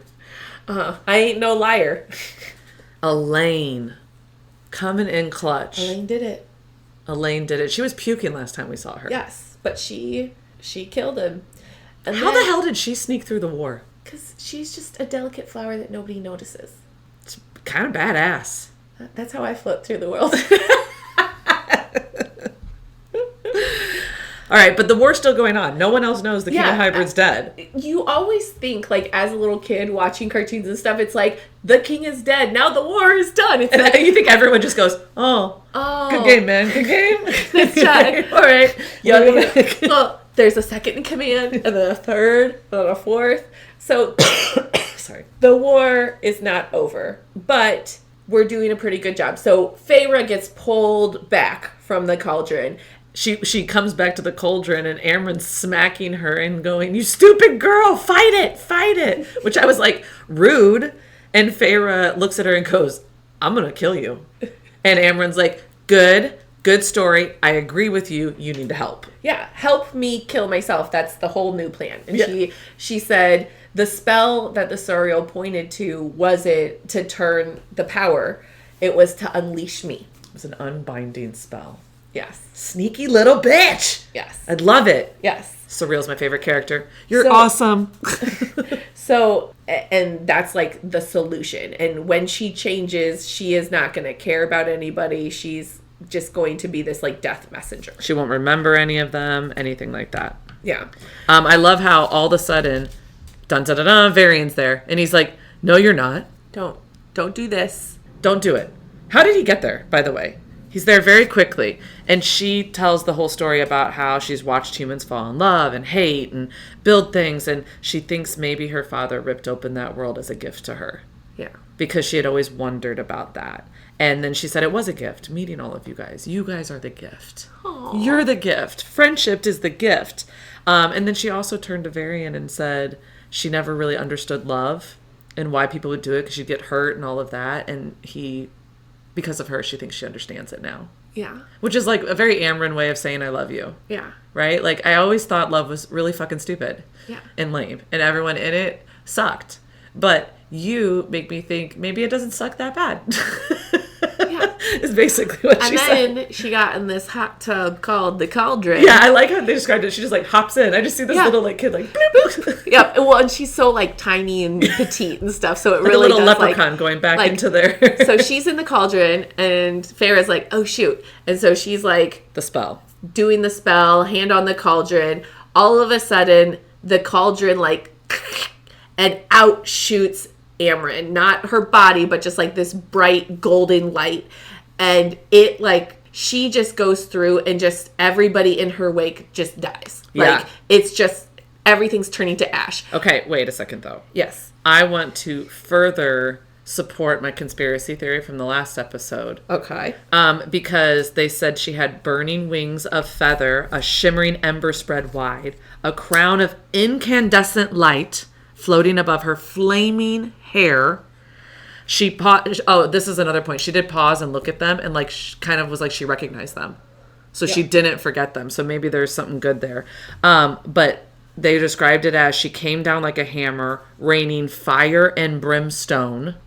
I said a lot of Bible words just now. Those of you who didn't grow up in the Catholic or Christian faith and didn't read the Bible, that was like 5 or 6 Bible words. Fire and brimstone. I've never seen brimstone in anything but the Bible. And Again, Shrek. And Shrek. Don't forget Shrek. It must be true then. Yes. Again, Amren, I think, is an archangel. Can I tell you... She cannot. Can I tell you that I was like 2 books behind you when we first read this book? And you, when I got to this book, you were just like, I have a theory about Amren. It's a really good one. It's like biblical. Like, that's how bad you are at spoilers. And so it's like, I read it and I'm like, damn it, Nicole. I couldn't even get there by myself. But I wanted credit because I'm like, this is such a good one. I feel like it's so good. Noted. You ruined it for me. No, I'm just kidding. Oh, I also love how they said Rhys was like shouting out a warning. Yeah. To tell everyone, don't run. Don't run. If you run, she will murder you. So, but still, Hybern didn't hear that warning. Well, if they did, and they stayed still, then Rhys would just like, missed. Oh, that's true. Yeah. They didn't say that's what he did. Well, I mean, if you know anything about battle economics. Battle economics. Big words, say them. Together. Yeah. Okay. So now we've won. Yes. Well, Amarin first goes and gets all of the boats. Or, I'm sorry, the ships. Well, she goes all the way through, kills everyone, gets the ships, and then it just kind of is like she just... into the sea, sparks out. And everybody is just like, what the hell just happened? Like, yay, we won, but Amarin just sacrificed herself. Yeah. There's a lot of shot going on. Yes. And then Varian goes, we gonna do something about that? And they turn around and the cauldron's in like 3 pieces and it's creating like a cavern. Spreading. Yeah. It's spreading. And you look out in the battlefield and yes, we've won, but now that crevice is getting wider and wider, like towards them. And I mean, because the cauldron, if we remember, this is the whole power of the entire place that they're at, right? This is this is Mother Nature, essentially. And during this time, Rhys is here. He winnows in, and Farah's like looking at this big hole, looking at the broken cauldron, looking at the book, and she just like throws the book into the cauldron, and it just like bounces, and now the book's gone. Because I mean, first of all, nobody can read it, so it is pretty useless. But it's also the only thing that we know that like does anything to the cauldron. Does anything. And Rhys in the background is just like, well, that's an idea. That's a theory. Good shot, babe. Good try. Good job. Good swing. Good swing. Rhys, you can disagree with her. You can still be a good guy and like be like, well, that was dumb. So Farah's like, okay, made and unmade. She's like, I can do it, but I'm just not strong enough. I've tried to do this with the cauldron before and it kills me. Yeah. And he's like, okay, use my power too. Yeah, didn't Amarin say you're a conduit? Yeah. So be a conduit again. Yeah. So Rhys is like, use my powers. And so she is there, she is holding the cauldron, and she's saying the spell. And she modifies it a little bit so that way it's like bringing the cauldron back together. Yeah. And Rhys is just there like pushing his power towards her. And so she's doing it, and it's like follow the first, crevice seals.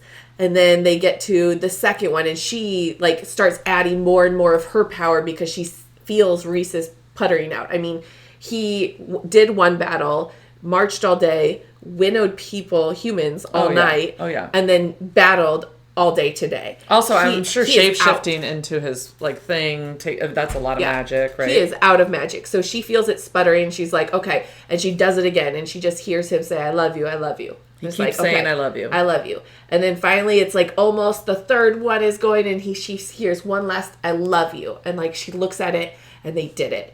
The cauldron is together. The crevices are gone. She looks back. Rhys is dead. Rhys is laying there, and not only is he, she knows he's dead because she can't feel the bond anymore. It's gone. There's nothing there. And she just is staying with him and, crying. And just, why wouldn't he have told me? And she realizes that last I love you was a goodbye. I think all the I love yous. He knew. He knew it was going to take all of his power. And it's his self-sacrificing bullshit. Cassian was right. And looking back, I actually read this part twice because she doesn't even start to give her powers to it until halfway through, and she's like, "Oh, it's sputtering out. I'll give a little." And it's like, you could have given a little at the beginning, man. True story. It's kind of like the Rose Dawson. Oh, there's no room on this door. It would be so much less comfortable if I had 2 people at this door. So then Feyre's obviously distraught. Oh, yeah. And she remembers what the Suriel said this last time. Stay with the High Lord. Until everything is righted. Yeah.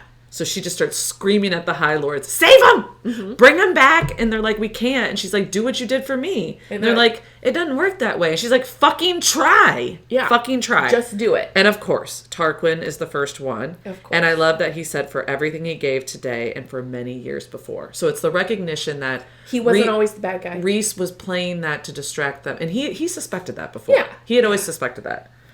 So then Hellion was next. Callus was next. Deason was next. Then Moore pulls a sword on Baron. Yeah, and she pulls him over and is like, you're doing this. Feyre said he basically tossed it on him. Yeah, he did it pissed. And then Feyre, does, and she's like, I've never done this before. Somebody help me. She doesn't even say it nicely. She's like, So many juice. And She's so like, someone show me how. And Thiessen, I think, was like, Yeah. Here, you just take this and you feel this. And oh, there it is. Oh, there it is. And then they're like, oh, shoot, I forgot my scorned lover has to be the last person to save my mate. Yeah. And Tamlin comes strolling up, and he does it. And when he lays it down, he said, be happy, Feyre. I still hate him. I don't hate him anymore. No, I hate him. I don't hate him anymore. I think Tamlin is finally, maybe, like these little things, the fact that he saved her and blew his cover, and then the fact that he did this and said that to her, I think he's at the beginning of his journey to understand how he fucked it up with her. Like, I still don't know if he really realized it, especially the High Lord meeting. He thinks he's a victim. I think he's like, you think he's just like thinking that he's going to win her back? I just think he's just sucks. I would love a Tamlin redemption arc. I'm sure he will have one. But you're still mad. I'm still mad. I just hear more excuses for Tamlin. I know. I'm all excused out for that guy. Yeah. So then Feyre is like laying on Rhys's chest, begging him to stay, starts telling their whole love story in front of everybody. Including Tamlin, which is super awkward. She don't care anymore. I know. Well, I guess that is like twisting the knife. Maybe that was a little bit vindictive. That makes me feel better about it. I just picture it being really awkward. Everybody like looking around like, in front of Tamlin, really? Tamlin's gonna lose it. Actually, then I think they even say that she tells the story they're yet to have. Like, we're going to have kids and all that. That's where it really even gets awkward. Ooh. And if you're telling the whole story, like, did you talk about Tamlin? Like, did you say you rescued me? Yeah. You rescued me from the brute behind me that just saved your life. So he rubs her back and he just says, so if we're all here, either things went like good or like really, really wrong. Yeah. So either we won or we're all dead. We're all dead. And in the but afterlife. Cool, there's an afterlife. Yeah.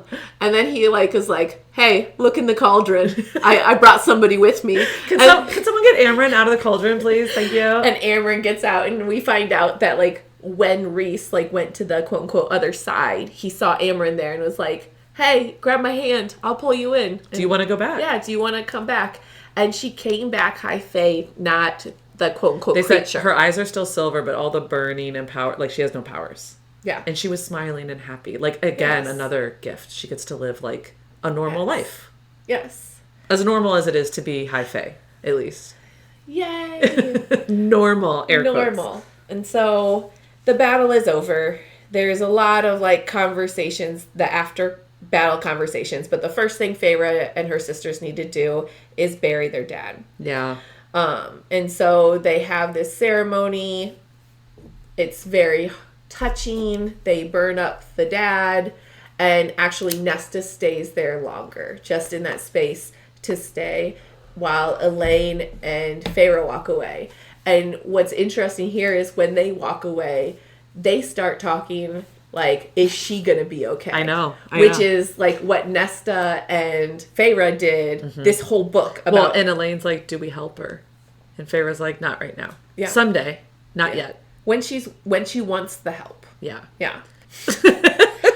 Okay, we also learn from Lucien all about Vassa and her dad, and how he met up with Vassa when the Prince of Merchants had already been there, and he had already negotiated with this sorcerer that, you know, she can come until the battle is over. Right. And so Vassa actually almost sees him as like a father figure. But the whole time Lucien was like, dude, he really loves you guys. Like, you may not have felt it, but just hearing him talk about it, he loved you. We just spent like a couple weeks together coming across here. I think Vassa even says he was more of a father to her than her own father ever was. Which I know it was meant well, but that does feel like a twist of the knife a Maybe little her bit. dad was a total dick, though.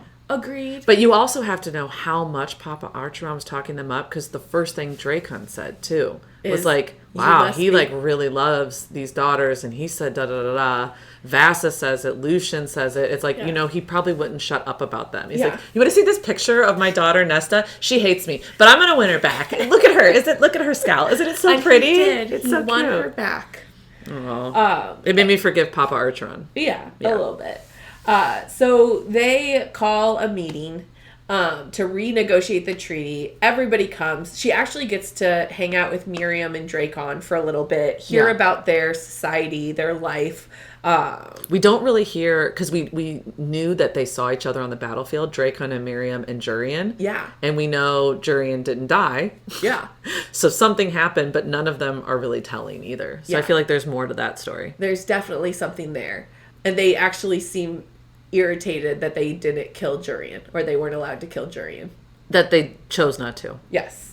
So, they start the conversation, but the whole conversation around the treaty is just going to take time. Yeah. So everybody comes back home like, the war is over. We won. Like, looking around, I didn't think I'd see these people anymore.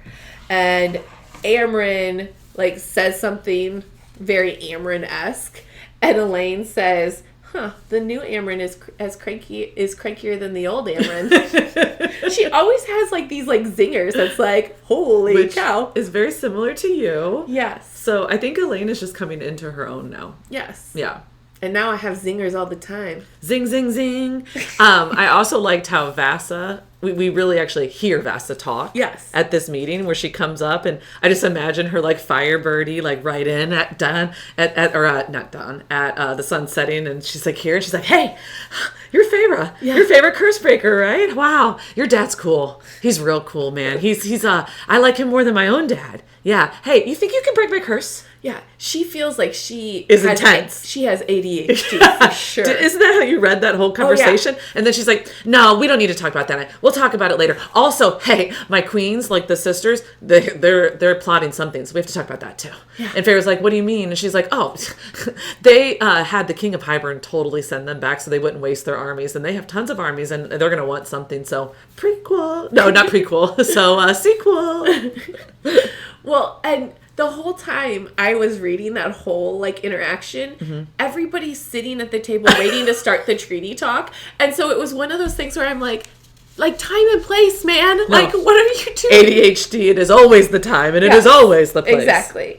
They're back home. Elaine just kind of muses, I think I want to build a garden. And, Nesta just goes upstairs and doesn't talk to anyone, slams the door. It's okay, we're back to normal, I guess.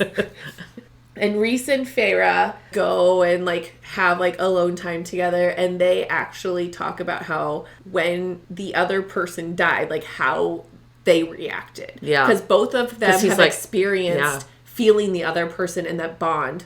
Go. And when Feyre was screaming because she couldn't feel anything on this other side, she just kept saying I'm hollow.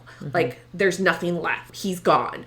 And so they actually make a deal that they will not die without the other. Right. When one goes, the other one is too. Yeah. And so she actually gets back that bargain tattoo that she originally had. It's just modified for this new deal of they will not die without each other. Right.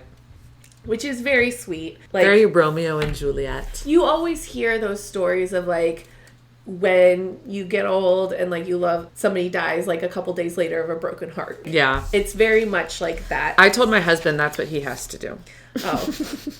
I just told my husband that's what's probably going to happen because we're so in love. So in love. The other thing, Feyre, I think, fully closed the door with Tamlin. Right? So Lucian was hanging back. And he kind of alluded to the fact he was going to take care of some business. He's going to stop by the Spring Court on his way back to Valeris, but he's coming back to Valeris. And she gave him a note to give to Tamlin. Yeah. And I love that it's just two sentences. All of 8 words. Thank you. I hope you find happiness too. Yes. Which I think we both can admit, if she was a little bit more verbose with her letters, there'd be less room for interpretation.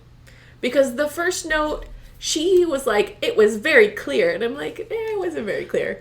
Yeah, but you have to also, in Tamlin's defense, which I don't love to defend him in all honesty. Why do you keep defending him then? Well, because he did think Rhys was a really awful person and had stolen his bride away. In his opinion, he didn't do anything wrong by locking her in the house. And it was Rhys's fault, and he was going to save her. it's society's fault for building a structure where he has been perpetually rewarded for this kind of behavior. There's a lot of political content in this podcast. I don't know if that's the background of where Sarah's taking it, but we'll find out. Okay, so, ta-da. War is over. They all lived happily ever after, except for Nesta and Papa Archeron and Lucian and Vasa and that like old queen lady and the Weaver and the Bone Carver and the Suriel, like, and half of Hybern's army. No, not all of Hybern's army. Half of the Illyrians, Kerr's Darkbringers. Yeah, as may never fly again or find love. Oh well, and Lucian, we don't know where Lucian's going. He may never be with his mate. I mean, know Lady of Autumn doesn't even have a name. Maybe in the next book she'll have a name. Are you saying there's more books? Oh, well, there's 2 more books that are currently out. And one being written. Okay, so we have multiple times said that this is our favorite book. Yes. So, why is it your favorite book, Marisa? It starts with, like, I was so mad. And it starts with just such great vengeance. Yeah. And then it gets, like, so meaty. Yeah. You not only get a bunch of characters, but, like, you get a lot of war. Yeah. And turns and twists you don't see coming and characters. Yes. Tons of characters, right? We, like, each book, it opens up more and more. We talked about that. But now meeting all the High Lords, and not just meeting them. We know them. We understand their personal relationships. Yeah. We see whole other stories, whole other lifetimes. Yeah. That could be talked about and seen in different ways. Well, it's crazy. This book is, I know we were introduced to everybody previously, but this book was definitely like their family. Yeah. Like they're not just like meeting each other. They are like true family now. Right. And how like the sisters are now getting folded into that family. I know that they're not there yet. But don't you also feel like, okay, we already talked about how Feyre has only known them for like, what, 8 months? Yeah. Like 10 months? Yeah. They've known each other for 500 years. Yeah. And we talked about how Jurian was like, why did you think I would turn that quickly? They had known him forever. And they believed he turned. All of these different people. And they have not been skeptical. Like, Feyre's just family like that. Well, they immediately knew it was Rhys's mate. So I think that just changes contact. Like, don't you think? So if you're automatically trustworthy, I guess. Like, if when I first met your husband, I knew that he was going to be your husband, and he's just not like a guy you were hanging out with. I guess not only knew that, mates. Yeah. So you already knew like we were connected, and there was no you were destined to be together, right? Because your matches. He wouldn't have had to really prove himself because that trust is already there. He would have. That's already been like my brother. True. Okay, favorite part of the book. Oh God, or actually, a hard one. Most impactful part of the book, because I feel like favorite is different. Okay, well, I mean, I've already said I would say if it's something made me cry twice. So emotional impact. Yes. When the girls realized it was their dad and all of that. Like that was a very big emotional impact. Yes. The whole book. The whole book is so big. I mean, I can't pick one part of it, but the entire High Lord meeting.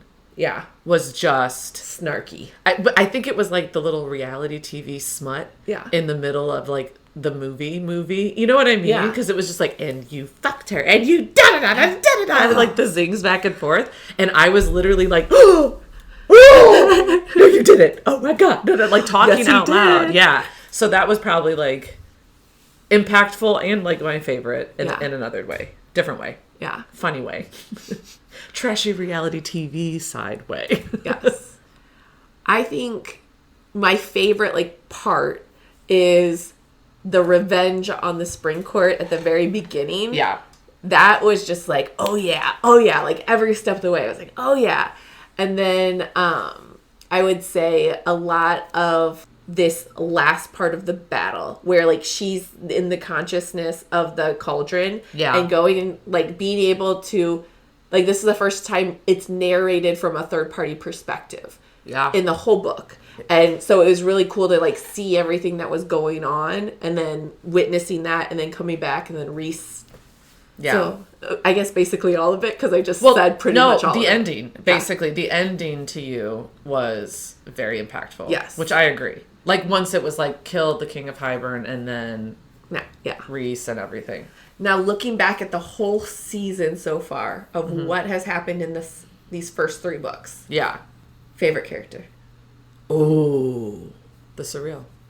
Really? I mean, I just love, like, I think, and, like, the mysterious part, maybe this is the Scorpio in me, but the fact that it's, like, an all-knowing, comes in right at the right time, with, like, exactly what you need to hear, but not the way you need to hear it, because I'm gonna make you grow. Like, I don't know, I just love, like, she's, like, the old den mother, the, you know, Saik of the tribe, like, Avatar, you know? Yeah. So, I like the Suriel. But out of, like, the main characters, so maybe that's, like, favorite side character. Yeah. Right? Favorite main characters. I think with this book, I'm going to go, every time I think of somebody, I think of somebody else. I think maybe it's my growth. I love all of them. It's really hard to pick between the whole Court of Dreams. How about I say it like this? I would say I've gotten this book. I love Cassian. Like, Cassian has gone way up on the list. How about that? I don't know if he's my favorite, but what a very, like, non-committal way. Like they can hear me. Like, they can hear me and are judging me. How about I say it like this? Whose story do you want to hear the most next? Well, I know it's coming, but Cassian. Okay. I like Cassian. For all that, he's just so well-rounded, in all honesty. So mine is Lucien. So I was Lucien before, and now you're Team Lucien. Well, it's not that I'm, like, Team Lucien or anything like that, but I want to know what happened, how he found Vassa, the whole story of him being gone. I want to hear... You want that novella. I want to hear what happens next. We just found out that his dad is probably a High Lord of a different court. Yes. Like, does Lucien have other powers that he doesn't even know? Not only that, the yin and the yang to the night court. Yes. Right? So it's day and night. Yes. And you're going from a seasonal court to a solar court. Yes. So his, like, everything's, like, shifting. But it also makes sense personality-wise why he fits better with the night court. Like, like, looking at Hellion and how he acts and stuff. So it's like, I want to know more about Lucien. I want to know how he connects with Elaine. Do you think him and Elaine are really mates? Yeah. That's a big debate, like, on social media. I think they are really mates. Because people think, so you point out all the little times, like, Az really cares for her. Like, a quiet, supportive love, which people feel like Elaine deserves. Yes, but that's not always your person. Agreed. So I've, like, looked at people and I'm like, like, as you're growing up with people, you're like, I always pictured this person with X personality. Right. And then they end up with somebody else and you're like, like, I didn't see it like that. But then you see them grow and you're like, okay. I get it. That now. makes sense. Yeah. I see them. I think she just needs Az right now as she's healing. And it's a friendship. Like, he would never... He's Jacob. Like in Twilight. You watch Twilight, didn't you? So Jacob, like, is healed her enough to fully, like, love her actual person. To be Jacob. But Jacob finds love too. Maybe Az will someday. Jacob deserves better. So does Az. Az deserves more than more. And deserves, like... Those are 2 pretty tough hits, though, if this does it. Right in a row. It's a really interesting story. I am excited to hear that one, too. Yes. All 3 of them, in all honesty. Well, I'm hoping that's what book 6 is. So... I would ask a question. Oh, okay. Marisa, for the next book we're going to read, which is A Court of Frost and Starlight, what are you looking the most forward to? Getting over it. Never talking about it again. No, my whole thing with this is definitely my least favorite. I think probably most people would say that this is their least favorite. I might like this one more than A Court of Thorn and Roses. Oof. No, this is, like, way down there for me. Like... I understand the context setting, the, like, shift in narrative and stuff that is needed. I feel like this could have been a, like pre-chapter in the next book because you know me. I don't like reading about day-to-day things. Yeah. I have day-to-day things. If I'm reading about somebody doing the dishes, I'm just going to be like, well, fine, I'll do my damn dishes. It's like fate is telling me I have to get up and do... I mean, in the broad scheme of this entire series, this is going to be just like a novella. Like, it's basically... So for those of you who don't know, next we are going to read A Court of Frost and Starlight. And it is like 200 pages long. It's like a fourth of the size of any of the other books. And it's switching to the dual points of view. It's around Christmas time. And that's all we'll say. Well, those are a couple big spoilers because that's the whole book. Okay, so we don't need another episode because that's basically all that happens. That is not all that happens. It will be one episode, though. It'll be like a half episode. It'll be 30 minutes. I say we do it as a prequel. Thank you for joining us as we talked about A Court of Wings and Ruin. And our next book is going to be A Court of Frost and Starlight. Please follow High Tales Lit Sisters on Instagram, YouTube, subscribe wherever you listen to podcasts. Thank you for talking High Tales with your favorite Lit Sisters. Thank you. Bye.